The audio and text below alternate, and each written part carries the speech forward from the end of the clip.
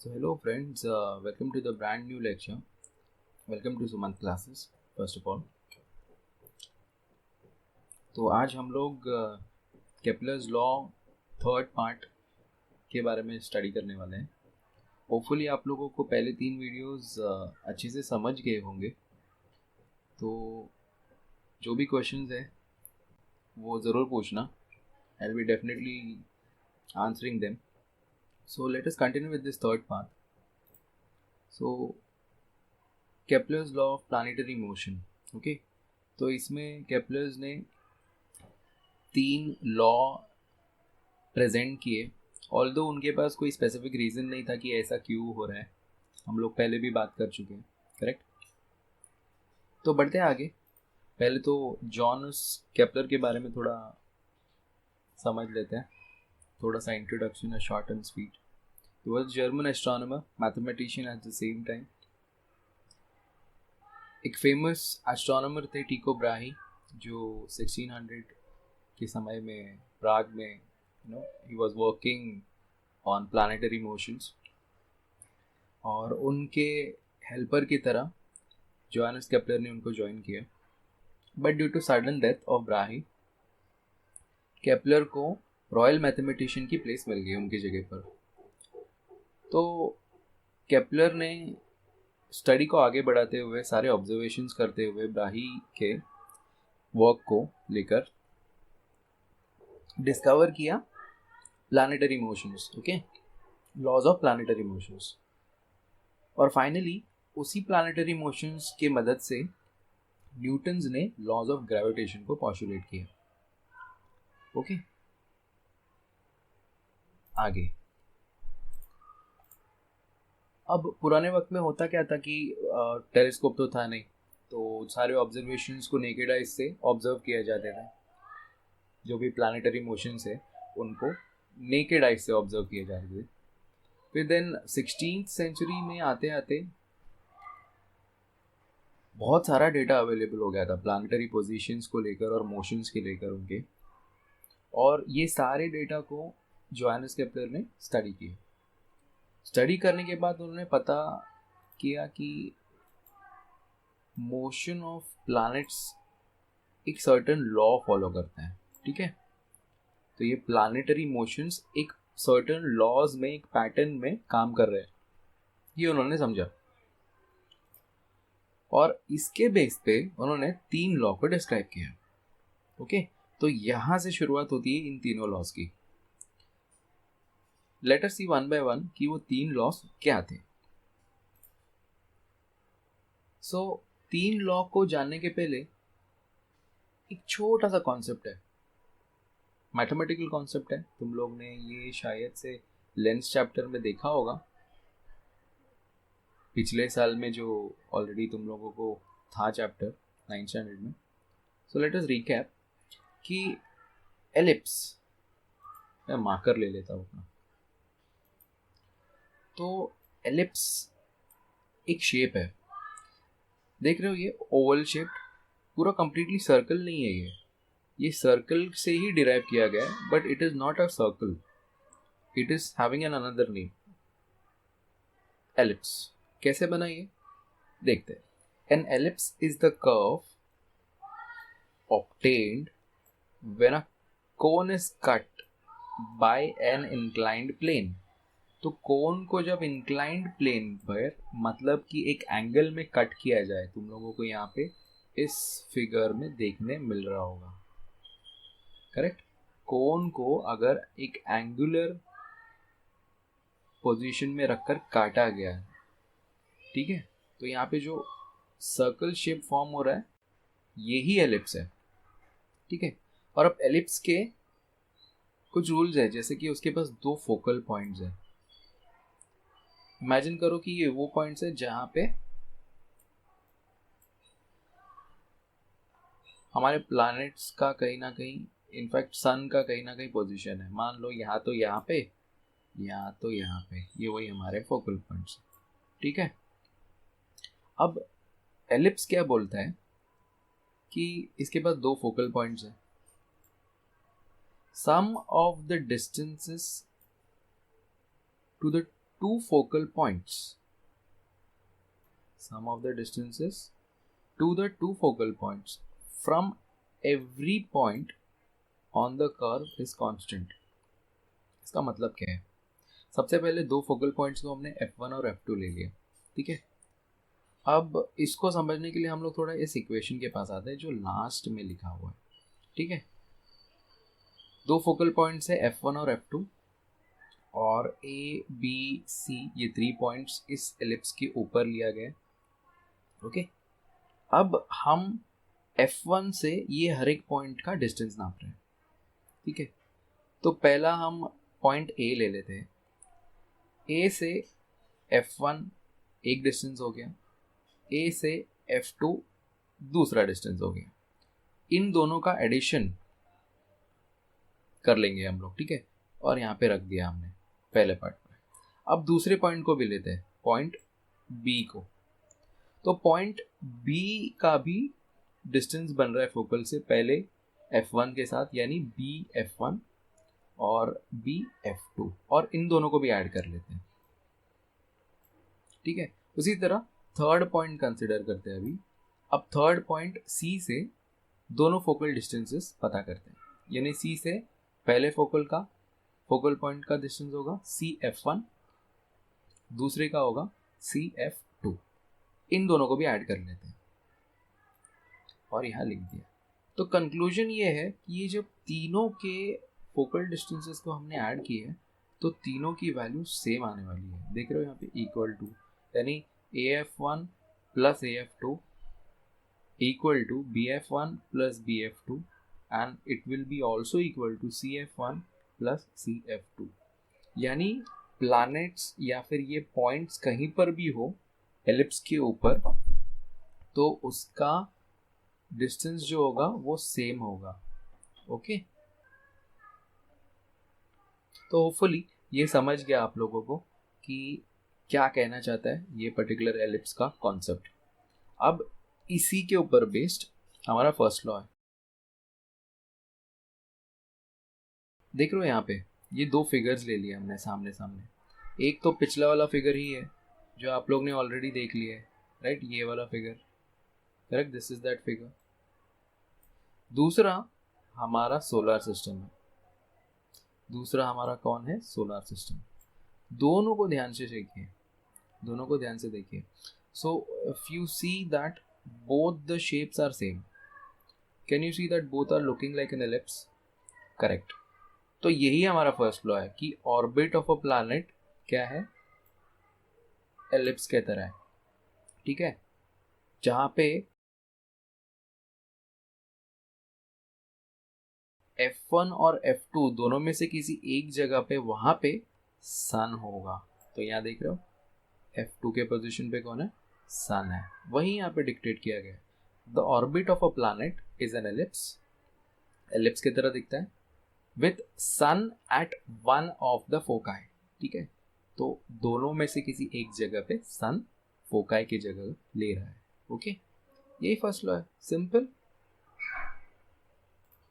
अब ये तो स्टेटमेंट से सबको क्या पोजीशन दिया गया वही दिखा रहा है, तो you can just go through it. Law मैंने बता दिया है, ठीक है।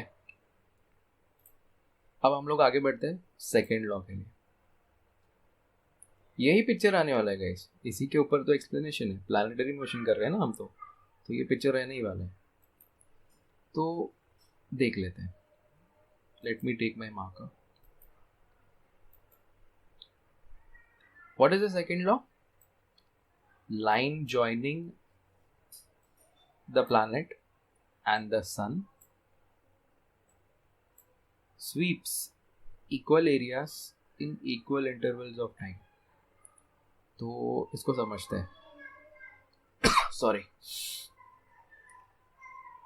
तो यहाँ सन है, ये तो देख लिया हमने फोकल डिस्टेंस पे, और ये ए पे एक प्लैनेट है।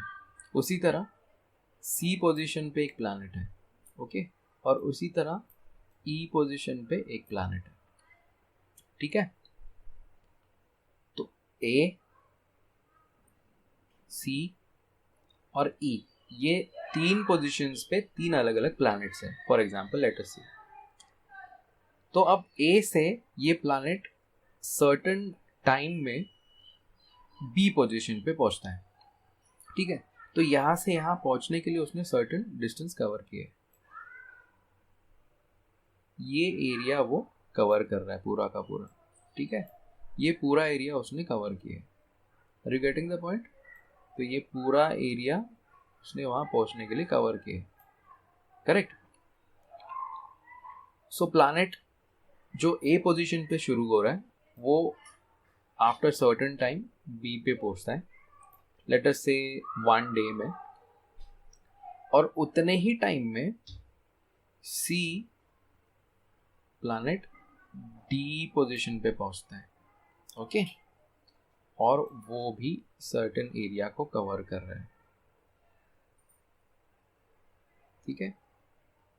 तो इस लॉ का बोलना ये है कि जब पहला प्लैनेट जो ए से बी पहुंचता है और उसने सर्टेन एरिया कवर किया हुआ है, ठीक है, और सी ने भी, प्लैनेट जो पोजीशन सी पे है उसने भी सर्टेन डिस्टेंस कवर करके डी पे पहुंचा है और वो भी सर्टेन एरिया कवर कर रहा है। तो ये दोनों भी जो एरियाज होंगे वो इक्वल होने वाले हैं, ठीक है। ये दोनों भी जो एरियाज है वो इक्वल होने वाले हैं, that is going to be equal, okay. Line joining किसको ज्वाइन कर रहा है, देखो ध्यान से देखो, ये लाइन सन, ये पहला वाला लाइन किसको ज्वाइन कर रहा है, प्लैनेट एंड द सन।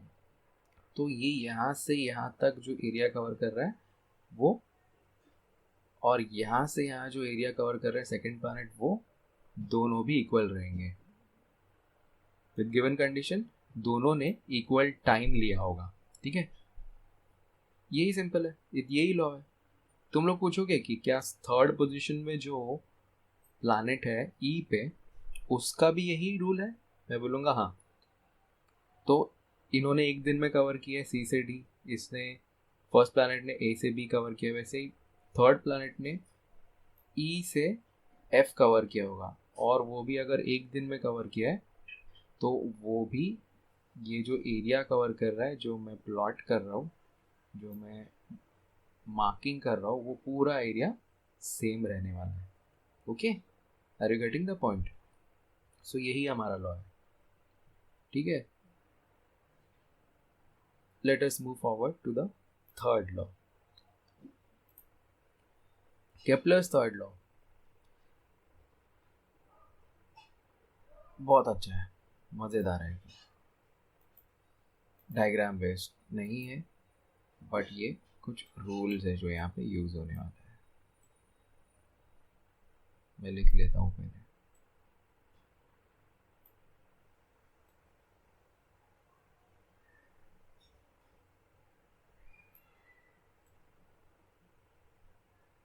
ठीक है। थर्ड लॉ क्या है, the square of period of revolution, revolve कौन हो रहा है, प्लैनेट हो रहा है, किसके अराउंड हो रहा है, सन के अराउंड हो रहा है, ये याद रखना। रिवॉल्व प्लैनेट हो रहा है, सन उधर ही है, किसके अराउंड रिवॉल्व हो रहा है प्लैनेट, सन के around. once again, the square of period of revolution around sun directly proportional to cube of mean distance of planet from the sun, correct? The cube of mean distance from the sun. तो ये relation third law में बनता हुआ mathematically Kepler को समझ आया कि square of the period of revolution और cube of the mean distance of planet, ये दोनों भी एक दूसरे से डायरेक्टली प्रोपोर्शनल रहने वाले हैं, ठीक है। तो ये इक्वेशन को देखकर ही आपको ये आंसर याद हो जाना चाहिए, square of period of revolution directly proportional to cube of mean distance of planet from the sun, ठीक है। और फाइनली यहाँ पे स्टेटमेंट दिया हुआ है मैंने, जब दोनों को डिवाइड करोगे, इन शॉर्ट जब ग्रेविटेशनल कांस्टेंट चला जाएगा तो कांस्टेंट चला जाता है, I mean extremely sorry, let me recall, जब ये प्रोपोर्शनैलिटी का साइन चला जाता है तो वहाँ पे कौन आ जाता है, कांस्टेंट के आ जाता है पिक्चर में। प्रोपोर्शनैलिटी की साइन हटती है तो हमेशा कांस्टेंट आ जाता है। कांस्टेंट एक फिक्स्ड वैल्यू है, हमें नहीं पता उसकी वैल्यू क्या है, लेकिन जो भी है वो जब जब T square divided by R cube होगा उसकी वैल्यू पक्का सेम आने वाली है, ठीक है। और ये के की वैल्यू कभी भी ज़ीरो नहीं हो सकती, ये टर्म्स एंड कंडीशंस अप्लाइड है। अगर ये एग्जाम में नहीं लिखोगे तो मार्क्स कटने वाले हैं बॉस, तो ये इंपॉर्टेंट है, ज़रूर लिखना, where k is not equal to zero, ठीक है। तो यही थर्ड लॉ था केपलर का। I hope you got it, और ये बहुत सिंपल सा लॉ है। अगेन यहाँ पे कुछ दिया हुआ है, मैंने ऑलरेडी जो ऊपर पेन डाउन कर दिया है, तुम चाहिए तो यहाँ पर भी देख सकते हो कि आर कुछ और नहीं है, मीन डिस्टेंस है, एवरेज डिस्टेंस है, टी कुछ और नहीं है, पीरियड ऑफ रेवोल्यूशन है, ठीक है। और तब हमारा इक्वेशन क्या बनेगा, T square by R cube is equal to constant, ठीक है। सो ये सारे लॉज हमने कवर किए आज के दिन में, और जो भी डाउट्स है आप लोग ज़रूर पूछना कमेंट बॉक्स में, और मैं ट्राई करूँगा कि वो सॉल्व करूँ अलग से वीडियो बना के, या फिर देखते हैं जैसा जमे हमें। तो फाइनली अब हमारा नेक्स्ट स्लाइड आ जाता है सेल्फ असेसमेंट क्वेश्चंस का, कि इस टॉपिक में हमने क्या क्या क्वेश्चंस कवर किए, ठीक है। पहला तो state and explain Kepler's law of planetary motion, then write 3 laws of Kepler's, then उसी लॉ को यूज़ करके न्यूटन ने inverse square law of gravity को कैसे डिराइव किया, ये हमें बताना है। अब ये बहुत अलग और बड़ा सा एक्सप्लेनेशन है, मतलब सॉल्विंग है ज़्यादा, मैं बोलूँगा तो थियोरेटिकल से ज़्यादा it is more of a deriving question, एक फॉर्मूला डिराइव करना पड़ेगा। तो मैं यहाँ आज नहीं इसको एक्सप्लेन करूँगा, हम इसको अलग से एक सेक्शन में लेंगे, एक्सरसाइज क्वेश्चन में, या फिर न्यूमेरिकल क्वेश्चन जब हम लोग सॉल्व करेंगे तब। बहुत अच्छा क्वेश्चन है, ठीक है। अब थर्ड क्वेश्चन आ जाता है, केपलर्स थर्ड लॉ एक्सप्लेन करो and derive mathematically to obtain constant, ठीक है। थर्ड लॉ आपने पिछले साइड में देख लिया है, यही थर्ड लॉ है, ठीक है। तो यही थर्ड लॉ है और यही मैथमेटिकल एक्सप्लेनेशन है, तो यही आपको पूरा लिखना है थर्ड क्वेश्चन में, करेक्ट। तो आई होप कि आप लोगों को सारे क्वेश्चंस के आंसर्स भी मिल गए होंगे, और ये तो हालांकि हम लोग will be covering it in exercise questions, तो डोंट वरी, हम लोग ज़रूर करेंगे। बट अभी केपलर्स लॉ का पार्ट तो तुम्हारे सर दर्द से हट गया है, ठीक है। तो बहुत सिंपल सा कॉन्सेप्ट था।